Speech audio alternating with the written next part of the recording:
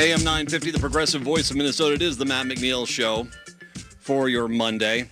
Hunter, did your weekend actually develop into anything this weekend? Not really. Wow. I did make it out to Deerdorf Orchard in Waconia. Oh, nice. Okay, I was trying to make a list of things which I truly think are the greatest things of life. Now, I mean, we all have, depending on your circumstance, your wedding day and your children, stuff like that. I'm talking about seasonal things which you just live for. I'll give a great example is hot day jumping into a cool lake. Mm-hmm. You know how that feels when you just jump in and you're like, this is magnificent. I would say waking up to that first snowfall of the year. Now, I know some people would not probably agree with that, but seeing the world covered in that beautiful white snow, it's very pretty. It is. I guess. Johnny Downpour over there. Biting into an apple you've just picked from a tree that's 43 degrees because that's the temperature outside. And you bite into it, and the juice, the apple, ice cold apple juice, and it's as fresh as it gets. That is one of those moments. Mm-hmm. That is as good as it gets. We loaded up. I've got enough apples to last us a while. Nice. I love this time of year. It's fantastic. Welcome to October. We are in there as well. We, of course, got Democrat of the Day. This is our 60th Democrat of the Day. Wow. 60 this time around. Wow. And we still got a month to go. We head up to 11B. This is a district many of you are familiar with. Tim Burkhardt is running as the DFL in 11B, which is just north of the Twin Cities Metro, up towards Pine County and up towards, as you head to Duluth, on the eastern side of the state of Minnesota. Tim is kind enough to join us today to talk about his campaign. Hi, Tim. Good afternoon. Good afternoon, sir. How are you today? Pretty good, but you're kind of making me hungry and salivate a little bit of talking about apples. Well, I was going to... do you have any good orchards up there that you like to go to? Actually, a couple of local orchards have sprung up in the last, I want to say 3 or 4 years. The trees have reached maturity and are now producing not tons, but a significant supply of locally grown apples. And they'll sell them, of course, at the orchard, but they're also good at producing enough to supply the local grocery stores, which is a nice plus, too. And I know a lot of school districts as well get local contracts on apples, Absolutely, which is a great deal as well. Well, I mean that we can entice people up to your district for a little apple picking here. Some Sweet Tango apples or some First Kiss, new variety this year. Yeah, we've got apples. The Sweet 16s, we did some of the Sweet 16s this year. Oh wow, are those good? Yep. Okay, Tim, why don't you explain who exactly is Tim Burkhardt? I am a single white male that's married, actually retired from the Senior Federation January of last year, 2017, as the executive director of the 7-county Senior Federation, the 7 counties surrounding us here in Hinckley in east central Minnesota. Not to be confused with the 7-county metropolitan area. We serve our constituency out here. I grew up in South Minneapolis. I'm a graduate of Central High School, class of 69. And back in 76, we ventured out to the hinterlands, Pine County specifically. I accepted the job as the news director at the local radio station, Pine City, WCMP. And that's how we ended up in Pine County. Yeah, it's the middle of Pine County. And our intention was to kind of maybe climb the corporate radio ladder, but after experiencing life in Pine County and all it had to offer, we decided to stay. It just made more sense. So we've been here since, 40-plus years in Pine County. And like I mentioned, I just retired after almost 20 years as the director of the Senior Federation, working, of course, on things that you would expect that have to do with seniors. Your district here, you mentioned Hinckley, obviously is in your district there. Really, it starts, once you get past Rush City, it has Pine City, Mora's in there, and it runs basically 35 as you head north up towards Willow River, Sturgeon Lake, that area. It's an area, it's one of those places that's yes, you have that Interstate 35, and I know there are probably some people that lament having the interstate there, but boy, it's such a nice asset for you because that is business there. People going from Minneapolis up to Duluth, going up to the cabin, they're always stopping in your district, whether that's getting just gas or stopping for a meal or stopping for an overnight. There's a lot of reasons people go into your district. Absolutely right. I think the car count, because MnDOT does do a car count, last time I looked at it, there was 1.4, give or take, million cars that got off on an annual basis at the Hinckley exit alone. So there is a fair amount of traffic, as you say, that uses the I-35 corridor as a means of getting to and from work and to and from recreational activities. You mentioned earlier you had retired, which then brings about the next obvious question. What prompted you to say, you know what, I'm going to run for 11B? I've answered that question a lot of times, but it was at the prompting of a number of my members in the Senior Federation who were concerned about the state of affairs, mostly on the national level, but some local concerns as well. Medicare and Social Security have constantly been talked about as targets for complete revamping, if not abolishment, and that really concerns seniors, obviously. Those are very critical programs that need to stay in existence for seniors and the disabled to stay alive, to have a quality of life of some kind. When the conversation turns to potential privatization or abolishment of those programs, they made it very clear that they wanted a louder voice. They didn't feel that they were being adequately represented in the Minnesota legislature with their concerns, and they kind of pushed me to it. I had been thinking about it, but I maybe needed to push over the edge to make the leap and give it a shot. So I'm running as a voice for seniors, but also a firm voice, I think, for significant health care reform, because it's another big topic that affects everyone, and it's part of what my job and my passion has been for the last nearly 20 years, working on health care reform. This is an issue. We've talked to people from every corner of the state, metro area, outstate area. It doesn't matter. I mean, this is the issue. We were promised by the current Republicans who run a lot of this country, we were going to have better health care, cheaper health care. Not only has that not materialized, as a matter of fact, they definitively have put forward their cards on the table, and they want to take us back to a system where basically if you, God forbid, get sick, your two options are death or bankruptcy. And that is kind of the world that we're living in here. I think this issue is one of the reasons why it's resonating. I imagine it's one of the reasons why you're hearing a lot about it as well, is that we know we can do better. We have actually made some steps in that direction. For us to go back is futile, and I imagine that's kind of the case, is that you're just hearing people saying, no, we need to keep moving forward and making sure healthcare is affordable and available to everyone.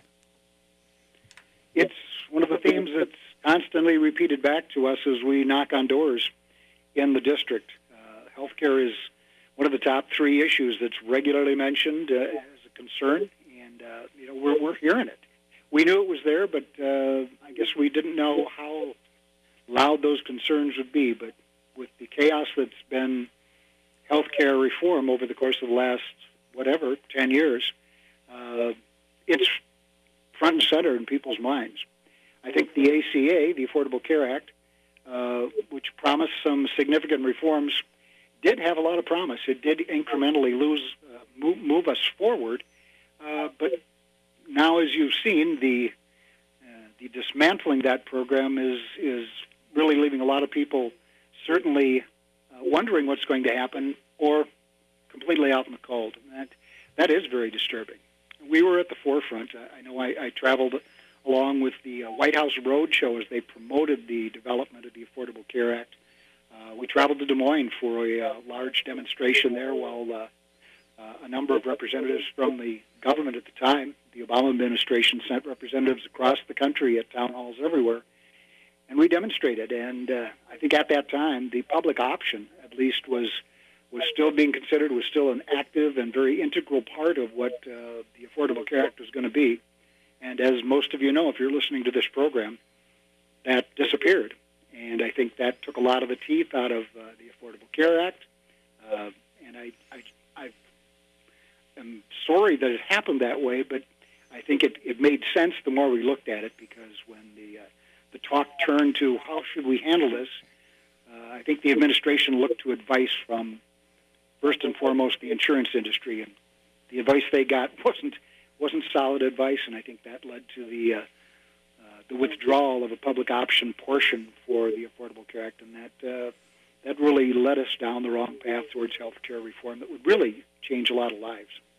And I'm going to bring together your two issues here, seniors and health care. As a person myself, who my parents moved down to South Carolina because the winters were getting too hard for my dad. They moved down there a year and a half ago. I know what the struggles are. You're dealing with an elderly parent that is, the health care that's available. What treatment can they get? The preventive care that they have. We have definitive needs in Minnesota when it comes to health care for the elderly. And it's unfortunate. This has been a big issue. It's on the range. They're talking about it in the metro quite a bit as well. Is the failure of the Republicans to deal with an effective senior health care policy that addresses not only the seniors but obviously the children of these seniors, that it wants to make sure their parents their latter days of life are healthy and quality. Exactly. It's been talked about, and that cry has been getting more pronounced over the course of the last 10 years. Parents moving back in with their kids so they can get care and care they can afford, not knowing where to turn. The advent and the development of assisted living facilities, you'll find that nursing homes will likely disappear in the very near future, and everything will be there to try to meet the needs of this giant wave, this tsunami of baby boomers that are now of age and needing long-term care or health care in general. At the very least, they have the availability of the best health care system in the world, Medicare, the most affordable, again, Medicare. But it doesn't cover everything. It's going to cover 80% of those costs. So people still do have the burden of having to pick up supplement of either Part C or Part D or a combination of both in Medicare. And in the longer that we basically do not pay attention to this issue, the worse it gets. I mean, and once again, this is an issue that a lot of states lean on their, on their laurels, and they basically wait for the federal government to do it. In Minnesota, we could actually take some big steps forward on our own as a state if we had leadership in St. Paul that basically was going to take this issue seriously. I couldn't agree more. I think that Minnesota's been a leader in the number of people insured over the years, but there's still a number of gaps that need to be covered. And I think the issue of the cost of long-term care for seniors and for people who are in need of it has never been fully addressed. It's a significant portion. As some people know, many don't, that people talk about Medicaid. It's just for all those people that aren't willing to work. Well, 60 to 65% of the people in nursing homes or assisted living, their expenses are covered by Medicaid. So that's where those Medicaid dollars go. It's a significant change from what some of the public perception is of the benefit of having a significant, strong, comprehensive Medicaid program in place. It's for seniors. It's for the disabled. It helps people who really don't have any other options. We talked a little bit about apple picking heading up to your district. I will make an argument that with the uniqueness of your district, there's a lot of people that might be driving through your district where they could take a weekend afternoon, take 4 hours, go on, help your campaign, maybe pick an apple or two if they can find an orchard, or find pumpkin. I imagine some pumpkin fields around as well, and enjoy the 11B district as well as they help you out in your campaign. Well, we could certainly do that. We welcome, many hands make light work, as the saying goes. We're on a regular system of door knocking, and with afternoon hours becoming increasingly short as the days shorten, we're Saturday, Sunday door knockers as much as we can get volunteers up here to spread the word of what we think is some needed changes and some needed recalibration of what's needed in St. Paul. I think we certainly would welcome door knockers of all stripes, and if we knew people were coming, we would find plenty of ways to keep them busy. Maybe it's phone banking. You can use your own phone. You can have snacks while you do it, but just call and get the word out on what we propose to do and what changes we'd like to see in Minnesota, specifically in the district starting here, but for all of Minnesota. As you just heard there, it's an easy district to get to. It's a district that we need if we're going to have, effective leadership in St. Paul. And once again, help your local Democrat. By all means, help your local Democrat. But if you're in a relatively safe Democratic district and you can volunteer or donate, help out Tim Burkhardt up in 11B. Tim, what's the website that people should go to if they want to get more information? Pretty easy to figure out. It's Tim B, all small, lowercase letters, Tim B for 11B. TIMBFOR, the number 11B.com. TimB411B.com. That's Tim's website. Go there, volunteer, donate, help Tim take 11B for the DFL. It would be a heck of a pickup for us. We could get that seat, and obviously we need his kind of common sense with the seniors and the healthcare issues that we need to tackle in St. Paul. Tim, thank you very much. I appreciate you being Democrat of the Day today.